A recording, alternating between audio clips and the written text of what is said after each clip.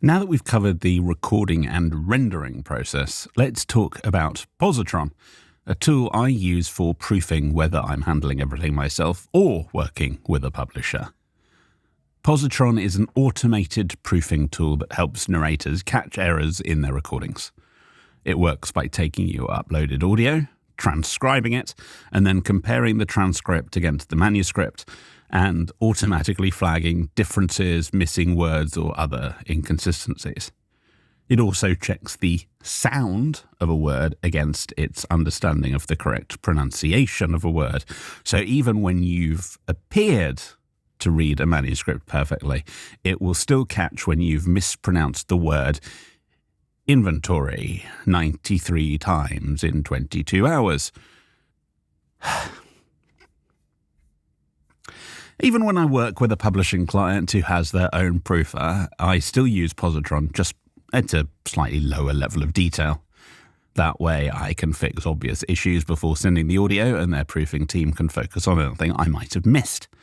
Pozotron also lets you listen to your rendered audio while watching the text get highlighted word by word, which makes it much easier to review your own work too. An important note: if you sign up to the Pozotron website without a referral code, you only get an hour's free credits. I think it's an hour. If you sign up with the link in the description, though, you get 7 hours of credits or thereabouts, making it a much better proposition for testing. 7 hours is plenty of time to decide whether you like and want to continue using Pozotron or whether it's just not for you. As long as you select the pay-as-you-go plan upon joining, you have zero risk of spending a penny as long as you stay within your free credits. So please pause the video and go and sign up for Pozotron using my link in the description before continuing. Welcome back. I'm assuming you went away, and thank you for signing up to Pozotron if you did. It's going to be a lot easier to explain all of this if you can follow along on your own account. So let's log in and bring up the projects page. So ignore my existing projects for now. I'm going to show you how to add a new project. First, we click here on Create New Project and we upload our manuscript.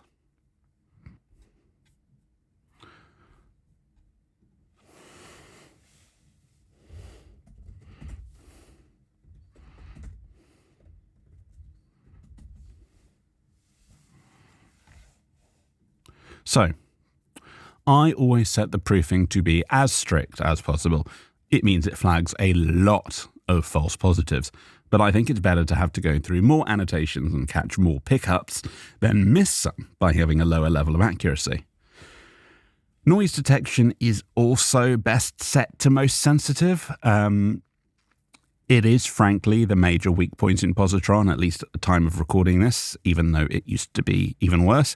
But they're trying to improve it, and at the moment, I prefer just to go by my principle of preferring false positives to false negatives. That's all we have to do in terms of the manuscript. Click there, and your manuscript will prepare, as you can see the steps at the top here. After that, we just upload a chapter at a time for proofing. That's all we have to do in terms of the manuscript. After that, we just upload a chapter at a time for proofing. Like this. The time it takes Pozotron to process a chapter varies wildly, but on average, I think it's about a 2-to-1 ratio. Just as a heads up, I found Pozotron to be dreadful with recognizing arithmetic signs. So if something says +4 or -2, it will say that the plus or minus were added incorrectly. It's a slightly annoying idiosyncrasy of Pozotron. And the same thing happens if there's a slash, such as yes/no, and you say slash, it will kick up a fuss. It also has some real difficulties with things like 100, because it's a little opinionated on whether things like 100 or 100 are correct. I'm mentioning this specifically because there are some genres, namely lit RPG, where you will end up with far more false positives than in other genres. Don't get freaked out when you see the number of annotations. Most of them are false positives. I do 2 passes through Pozotron, with the first being for the automatically detected annotations. For each annotation in this step, I either click OK if there isn't a problem. Archives of Aldwin had stirred until that. Typo if actually I was right and the manuscript was wrong. Insists it's pivotal for her research. That was another typo. Or pick up if it is indeed a mistake that needs correcting. Gathered expectantly near the labyrinth. Gathered expectantly near the labyrinth. That's a bit slurred. I never click filter out. I do understand the point of filtering out the same annotation again and again, but if you filter something out, there's the risk in a long book that 1 or 2 of those annotations filtered were not false positives. Once the first pass is done, which involves a lot of jumping from place to place. Now, I always leave this last one, please check the end of the chapter, was detected correctly, open until I've done my second run through. I do a second pass in which I listen to everything. If you have a better attention span than me, this is likely the last step of proofing you're going to need to do, although if you have a bit of trouble staying focused, then you'll probably benefit from a final visual check of the waveform using the method I discussed previously. When doing your second pass, you can absolutely listen at a faster speed. Listening at 1.1 times normal speed will barely be noticeable, but will save you up to 10% of your time. Listening even faster works well for a lot of people, but there is always the risk of artifacts being introduced, leading you to adding your own false positives or missing something. And you may, indeed, find that something you've marked as a pickup doesn't exist when running at 1 time speed. That said, I consider that to be a pretty low-risk issue, because if you're struggling to pay attention for a long time, then you'd actually miss less stuff at the higher speed. False positives, for that matter, still aren't much of a problem, because you'll be double-checking what the problem is when you get to the editing stage. During my second pass, I'm listening out for any of the following. Quiet rustles caused by close shifting, although it's rare that this happens, and when it does, the noise gate usually catches it. I don't have any examples I can actually show you. Noisy background noises, like a plane going overhead where I've failed to stop recording in time. Here. Repeated. Here. There was definitely a noise there. Mispronunciations. One must never underestimate the tenacity of sesquipedalian scholars, my dwarven friend. I did not pronounce that right.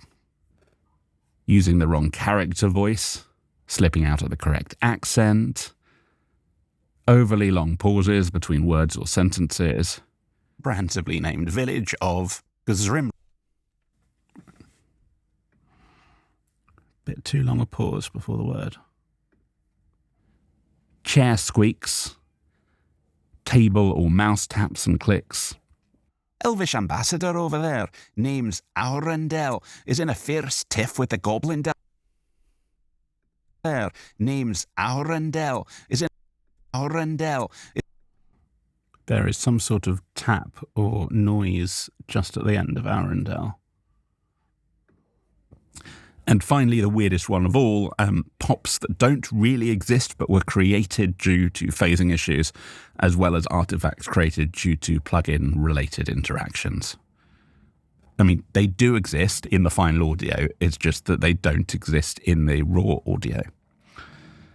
I also listen out for the very rare situation of where I need to manually add a typo annotation to the list.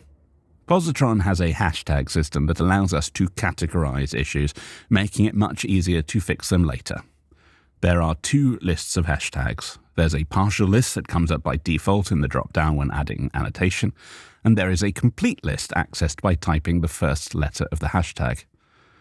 I didn't know this second list existed for a good few months when I started using Pozotron, so I don't use the extra hashtags now, but I'm going to discuss them briefly anyway.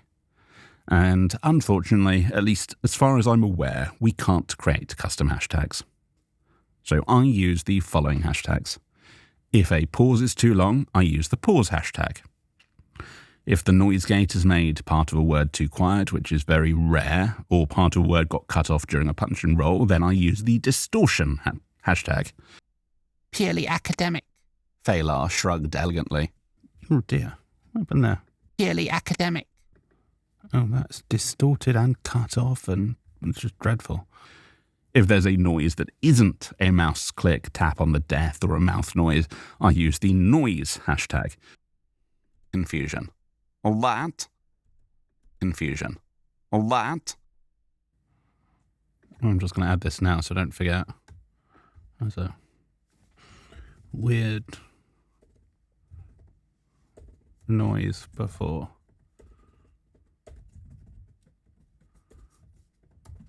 Oops. For me, that's usually the sound of an aeroplane overhead or a shout nearby that has got through to the microphone or a police siren in the distance, that sort of thing. It's not one I end up using very often. For mouse clicks, desk taps and mouth noises, I use the pop-click hashtag. Most of my pickups are this. For poorly enunciated words, lisps or slurring, all of which are frequent problems for me due to having this recurrent facial palsy, I use the enunciation hashtag. Cal Asser interjected cheerfully, bounding to the table. People bounding to the table. That is really weird phrasing. I'm going to call it enunciation. It should be bounding to the table, not bounding to the table. For mispronounced words, I use the pronunciation hashtag, but only if I've used the correct accent. If I've used the wrong character voice, very, very rare, but almost always caused by making a mistake when highlighting the dialogue, or if my accent has slipped, I use the character voice hashtag. There is a breath hashtag, but it is in the larger list and not the initial drop-down, so I only discovered it existed relatively recently, and I've gotten used to using the noise hashtag for unusually loud breaths that haven't been caught by the noise gate and are just, too harsh. Loud breaths can be okay, but a loud, harsh breath isn't. Several hours, bruises, and many passionately argued apologies later, Cal Asser sat outside by apologies later. Cal.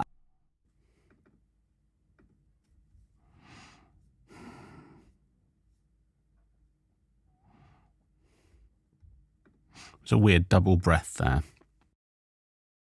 If you find you need to add a typo, so you can send a typo report to the author, I'll show you what that looks like in a minute, then the easiest thing to do is add it as if it's a pickup like this. Type in the pickup, and you can write, should be sausage. Save, and click to reopen it, run the pickup, and mark it as a typo instead. That will now appear in the typo report.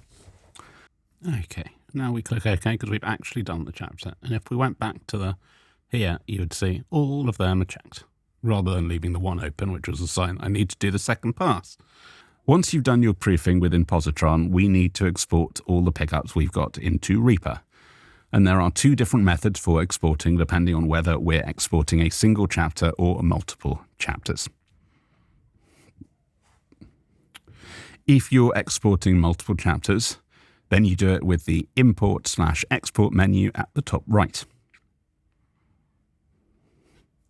You can do one chapter at a time with that menu too, but last time I did, it provided a zip file even if there was only one CSV file within it, which is a bit annoying, so I prefer to use the other method for one at a time exports. You'll see there's some different settings for how the pickup markers file can be exported. If you export it as a single marker, that's what you'll end up with in Reaper, meaning you have to do more work identifying when the pickup starts and ends. and I therefore recommend exporting using a range instead, which will mean Reaper imports the pickups as regions. When you're using a range, you get 3 options for the selection. I recommend using several words rather than current sentence or prior sentences, as the latter two cause the pickup regions to be far, far too long. If you want to do a single chapter, you just do export chapter here, and you export exactly the same thing, but it will just download one chapter's CSV. Once you've downloaded the CSV files individually, or if you've unzipped the zip file to get to the CSV files within, what you do next depends on how you'll be importing them into Reaper. If you want to import them in bulk using my custom script that I'll be showing you in the next video, then you need to create a folder called Pozotron in the same place as your project file, so it's alongside the media, render, backup, and autosave folders. If you prefer to do it one file at a time, it's entirely up to you where to put them. One more thing, I said I'd come back to the typo reports. You can export these at the top right, and I usually like to modify them a bit. So you export a proofing report. For this one, you can do current sentence, prior sentences, or several words. And you end up with, let's do current sentence, export. You end up with a report that looks like this.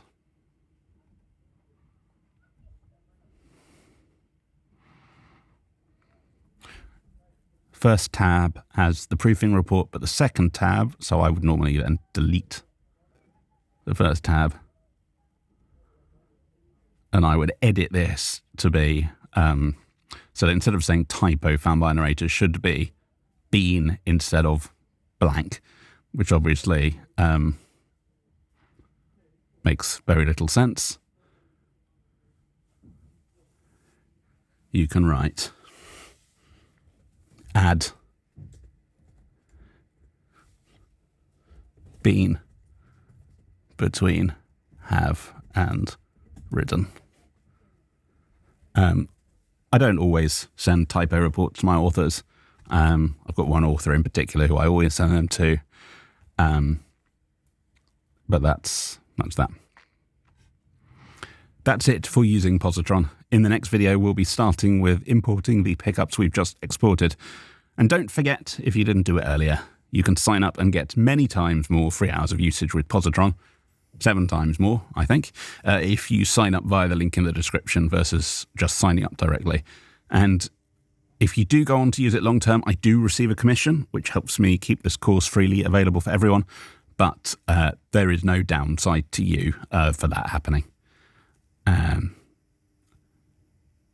I will see you in the next video to import our pickups into Reaper. See you soon.